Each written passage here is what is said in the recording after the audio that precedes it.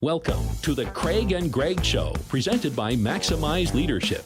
Now, here are Craig Owens and Greg Harris. Hey, welcome back to another episode of the Craig and Greg Show. I'm Craig, alongside Greg. We are approaching one of my favorite seasons of the year, Christmas. And I think, Greg, as I was thinking about Christmas, I think more so with Christmas than probably any other holiday, there are traditions that get passed down, sometimes like multiple generations, where like, well, this is the way that we always do it, always do it, always do it. And I don't really kind of catch that with a lot of other, holidays where families would say, yeah, this is how, great grandpa did it, and we're still doing it, kind of thing. So that's kind of fun. I think that adds one of the reasons why it makes it my favorite holiday, is just because of all of those traditions.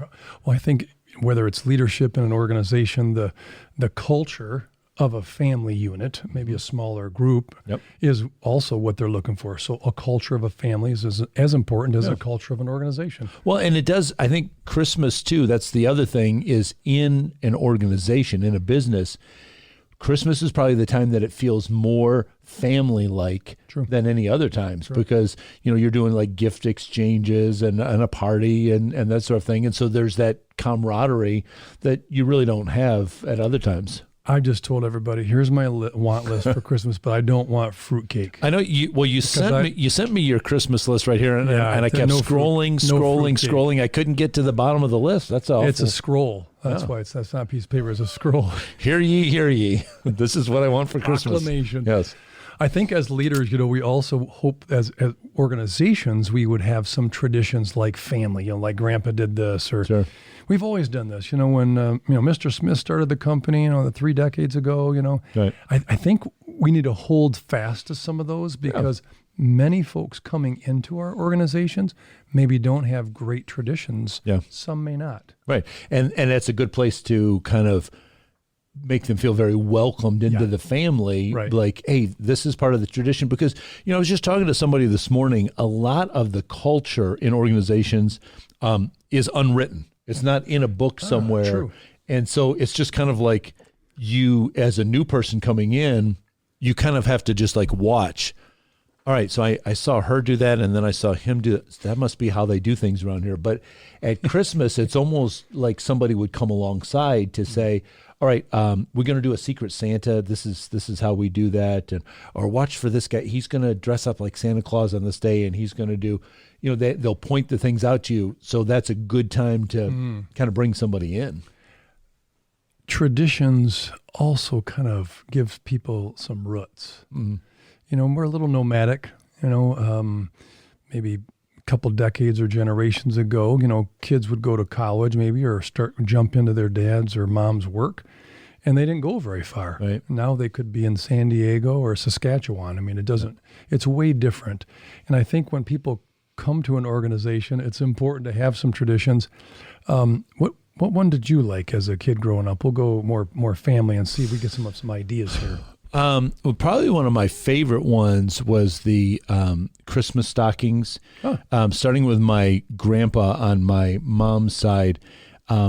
He had like literally his stepdad was an alcoholic and would drink away all of the money that the family had, and so would put coal into the stockings. He couldn't afford to buy Christmas gifts because of his alcoholism, but then he would put it on the kids. Well, you've been naughty this year, and so Santa just brought you coal. So for my grandpa to reverse that, the Christmas stockings were like a big deal to him. Because there weren't coal in them. Right. Yeah. And so he would, he'd find all these little things, and then Christmas Eve night after everybody went to bed, then he'd get up and he'd fill up the stockings. And a lot of this, there would be a little toys and stuff in there. A lot of it was just like nuts and candies, and it wasn't a huge expense, but it was just there it was. And so we've carried on the same tradition in our family. So we probably, my wife and I probably spend as much time throughout the year saying, oh, that would be a great thing to put in so-and-so's stocking. And, and then that's kind of, we really look forward to doing that in our house. As leaders in our organization, I wonder if that really would be the message. So you don't get the stocking stuffers in November. You're constantly thinking of your team all year. Yeah. Like you just shared, you and Betsy are doing the stocking stuffing searching for 11 months up to Absolutely. December. Yep. And maybe that's for our first wake-up call, is the traditions and the special gestures and the generosity of traditions, particularly during Christmas. It doesn't happen, let's hurry up and get this. I had one boss early on in my career who you could tell didn't spend any time on us. Because you're like, so I got that last year, but maybe he bought too many and gave them out this year. Right. It's like he didn't think about it, Right. But what you and Betsy do is like, okay, so I think he'd like this. She would she would love this. And it's so fun. What about generosity with the traditions? It's not in our notes and No, but I think that the thing that people forget about generosity is it's not really like, all right, here's this huge, massive thing. It's the fact that I thought of something meaningful for you. Yeah. Not just like, well, couldn't figure out what you wanted, so I just got you a Visa gift card. You can go spend the money wherever you want. Well, that's fine. It has its place. But when you are really like thinking through, like, I know that they have this hobby at home, or I know that they like to travel to this place, and then you find a gift that's really meaningful because people know it when they open it up and they go, you know me, you've been paying attention. That's really good. It doesn't have to be like, what's the price tag on this? Ooh, you spent that much money. That's not what it has to be. It just has to connect. One of my pet peeves on the gift exchange is, so do you think he paid $40 for that? Because I bought the gift and it was $62. Yeah. I mean, it's like, is that really the tradition or the mindset, of a good holiday spirit? Right. But Hey, so what about you? What about family traditions that you like? I think making cookies for Christmas was a big one. It rotated, like maybe my grandma wanted it or my aunt wanted it or my mom would take it, and it kind of rotated. It usually was the house that was the messiest when you're done, so I think that's why they rotated. Right. Frosting all over the walls. Well, just, as kids, you're like, well, you should just test the frosting. So we tested a lot. It was the cookies were well tested. That was always fun because it took hours, and you had different decorations, different flavors, different colors, and different stamps, of the types of cookies. Those are fun. They didn't last long. That's I'm going to admit that right now. They didn't last that long. So we didn't make enough, apparently. So that's what I said. Then each year we need to make more. And my parents were like, no, you ate 52. You're going to eat more. You ate 52. You can't do that. Yeah. So are you still do you still do cookies now? Yeah, we do. Yeah. And really a lot of it is, okay, you make the cookies you want. So that's instead of like giving them to people, because people can buy pre-made cookies anywhere. I mean, you can go to any bakery. So now it's just more for what would you like to have at the party. So someone might want cinnamon. So they do cinnamon on their 10 cookies or whatever, and that's good. Yeah. We actually invited some neighbors over a year or so ago because they didn't have a cookie tradition. And another one that really probably would be fun is going around the neighborhoods and seeing the lights. Yeah. Maybe some do it. Some neighborhoods, like they sell out to do it, and that's quite fun. I'm waiting for the Chevy Chase movie to show up. And, yeah, where they're totally trying to outdo. Yeah. And the electric bill just goes through the roof. And they plug that thing in. Oh, my goodness. I think there's something maybe for us leaders regarding the comfort of traditions. Yeah. Change. Maybe that's reason why the holiday is special, because we don't wish to change the tradition. Right. Whereas life is changing at Mach speed now. Yep. And maybe that we protect the holiday or special times with staff or family. I like that. I like the idea of protecting. But I think that the other thing too about Christmas traditions is you can also adapt them as time goes on. You can say, all right, this just isn't feasible anymore, or this doesn't seem to connect in people's schedules, or let's move on to do it this way now, and that's fine. And you can still maintain the intent of the tradition, and even as you modify it as you go on, and still keep that connection year after year. And I think that you do feel connected to all the people that came before you Exactly. Even how you decorate. Like my grandma on my dad's side, she knew which ornaments were from which grandparents of hers, and then parents of hers, and then she would label them. Like for us. So my sister and I got X amount of ornaments from, like, we're talking vintage. Like we didn't really know the value, but you're like, "Whoo, that's 80 years old." Yeah. Wow. And you do take care of them a little different. Yep. Versus something you buy at a local store. Well, especially like if it's something that like your kids made, that you're like, this is truly a one of a kind. So if this thing gets broken or lost or misplaced, it's irreplaceable. And those things, I like those too. When you look at your tree and you start looking at these ornaments and go, oh, remember? And this one, remember? Oh, that was the Christmas that, right. And the tree, the Christmas tree itself can even start telling a history story for you. Oh, I like that. Yeah. How about foods? What was any favorite foods? Mom made, grandma made? Your mom was very good at making good food. Well, she made good foods badly. Well, so we have kind of a fun Christmas Eve tradition.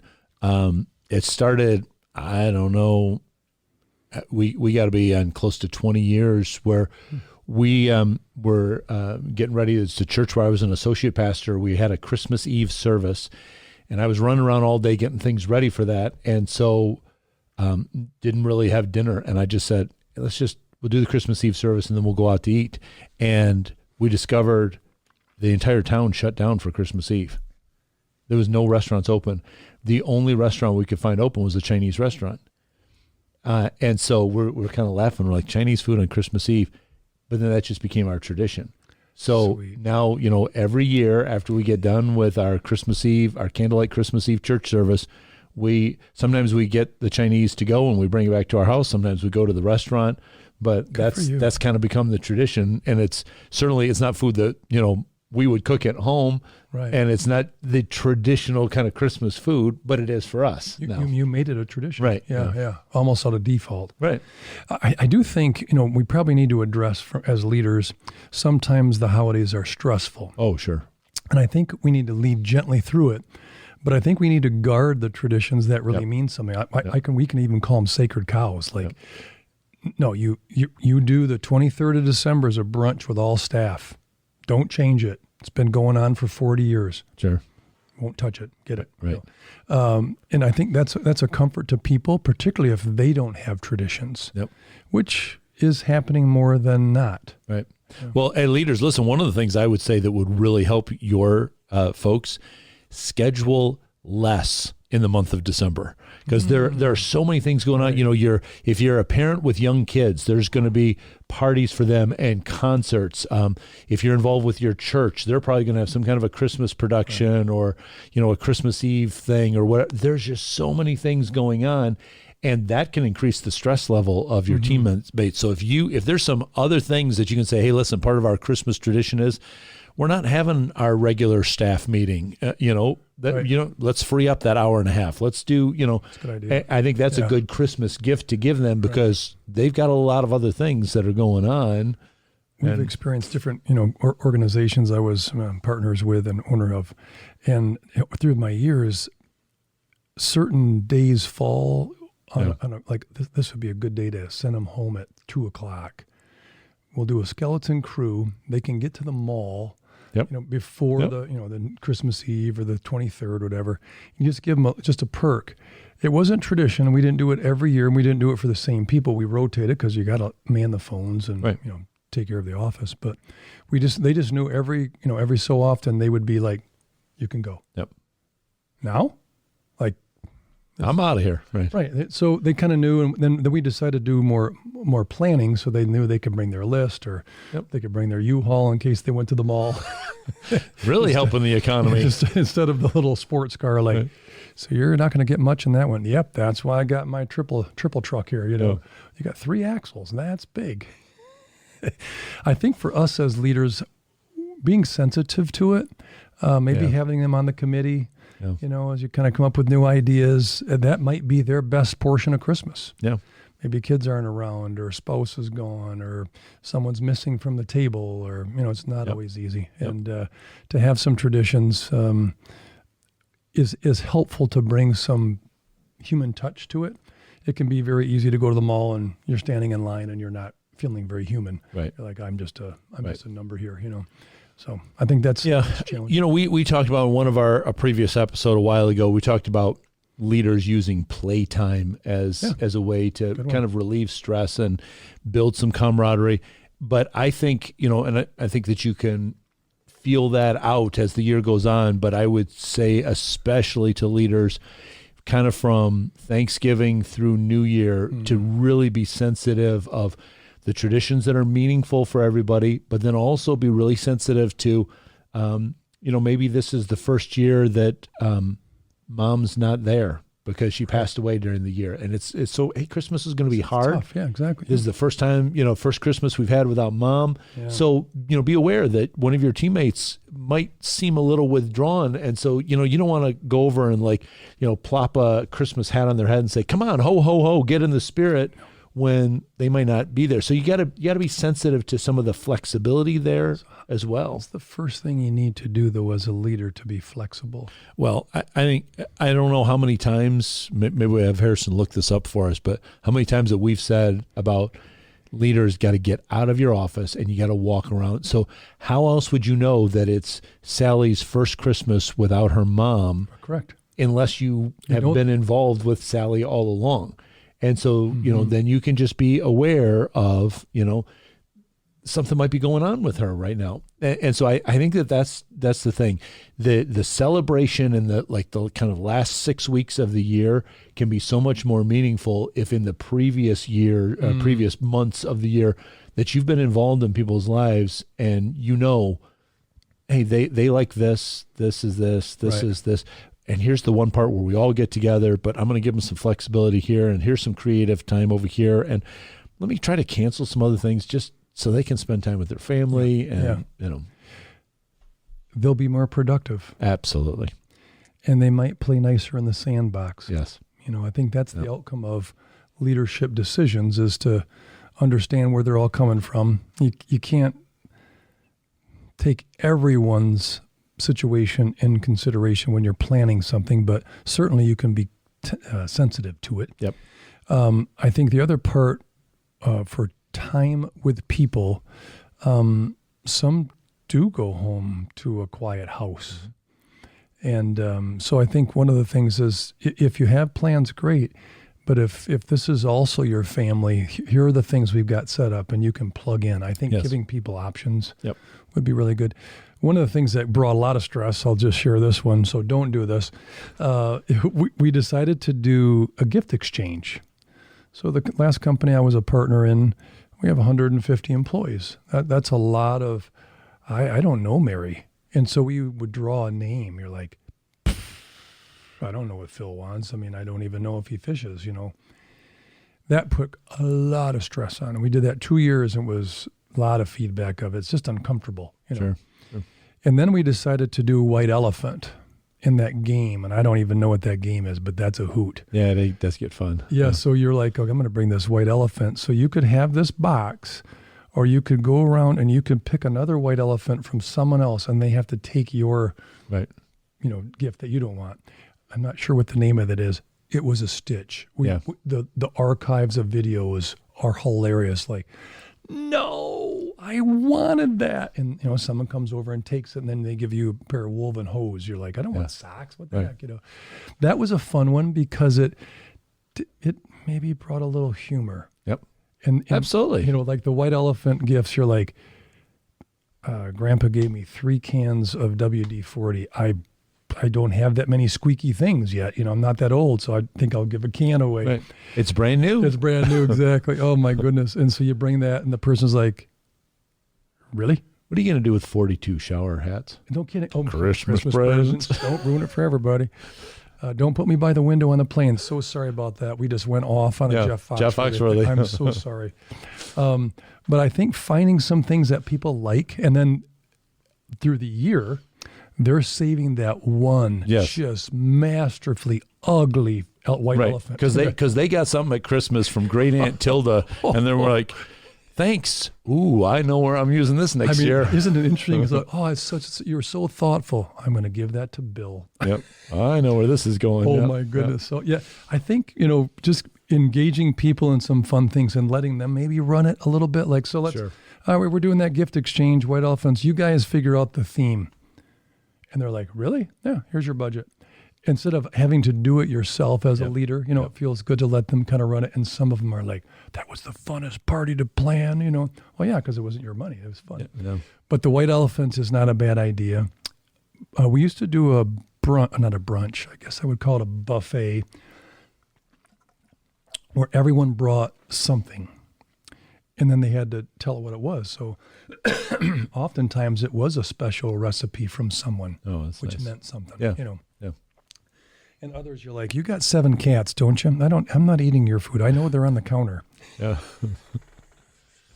But having fun with it too, versus being uber careful, including people and making sure everyone's got a seat around the table is the goal, right? As leaders, like you said, if someone's kind of sitting back, maybe just sit with them, and you don't have to sit by your best friends. You can sit with them because they're struggling, right?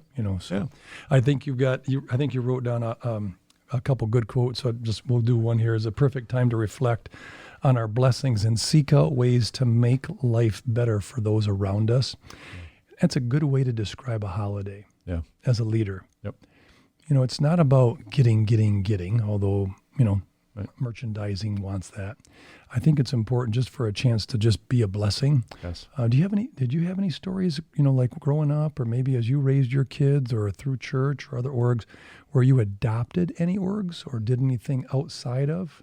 Yeah, we've done that a few times, and that is really cool to be able to step in with a family or an individual that is not going to have a really happy Merry Christmas. Yeah. They almost feel forgotten, and then when you can come in and say, hey, we heard that this is what you wanted and this is what we were able to give, that is just, I have more fun doing that, giving stuff away than I do getting the things. You know what? This is going to sound bad, but if you see a pair of shoes, you're like, oh, I need a pair of black leather shoes for, work, or I'll just get them. Right. Well, that's good, but then what do your kids do? Right. When Dad's got, maybe I'll just get matching socks. That's not that fun. I think the fun part, I'll share one thing that we put together, and we're still doing it today, even though I'm retired from them. We adopted a nonprofit that worked with folks who either were disadvantaged or impoverished or struggling. And it wasn't us folks coming in to save the day. Right. We had them. Yep. We don't know the people. You have to go find them. You do the criteria. You do the sizes and the ages. We don't know. So we would sponsor through this nonprofit in the city. We did anywhere from 12 to 16 families. We would do an entire meal in one tote, and then we would do all their gifts in maybe another 2 totes, depending on the size and how many kids, et cetera. And it started off with people loved the shopping for the ideas, and they would put them in the totes in the office. Sure. And then they got a little bit excited, like, I'd like to go. So we kind of made a tour where people could come in, they would set it up, and then the families would come in to get their items. We didn't make it, we made it sure it was dignified and didn't want to take pictures of them and make them feel awkward, but the staff really wanted to be there, not just shop. And as time went on, they would, I'm going to get my big vehicle, and then I can deliver some of those totes too. That's nice. You go for it, Mary. I like that. So you invited them in on a journey, and then they got to see someone who wasn't as well off or really in need, and we don't know a lot of the story. Right. But you're like, well, we have to trust the nonprofit. They see them every week, and our staff just loved it. Yep. Well, leaders, I think make sure that you leverage what Christmas means and the things that are there already in place in your organizations, those traditions. Protect those, and if you can, free up time other places so that people don't get stressed out by trying to keep up with the traditions. That could be a great gift as well. But as Greg and I said, don't just limit it to just that kind of 1 month, but all year long, you can maybe even make this your New Year's resolution as you go into the new year. Just, I'm going to pay really close attention. Maybe keep a file on your computer and say, when I learned that they really like this, or they had something that kind of was tough that went on during the year, I'm going to make a note of that, because when it comes around to Christmas time next year, I want to be sure that I can address that. This is a great way for you to be among your people, really kind of humanize your leadership, and at the same time, draw your team together. We'd love to be a resource for you. If there's maybe you want to pick our brain a little bit on some things, go to maximizeleadership.com, click on the page about coaching. You can find out some more about how we can come alongside to help you all throughout the year. Down below in this video, you can leave us a comment or a question there. On Twitter at Maximize Podcast, you can shoot us a question or maybe a episode suggestion there. We want to be a resource to you as well. But we're believing for great things for you for this upcoming year. We wish you a very Merry Christmas, and we're going to have lots of great content for you in the upcoming year. So make sure that you stay tuned. Get in touch with Craig and Greg through Twitter at Maximize Podcast or at MaximizeLeadership.com. Be sure to subscribe so you don't miss any episodes of The Craig and Greg Show.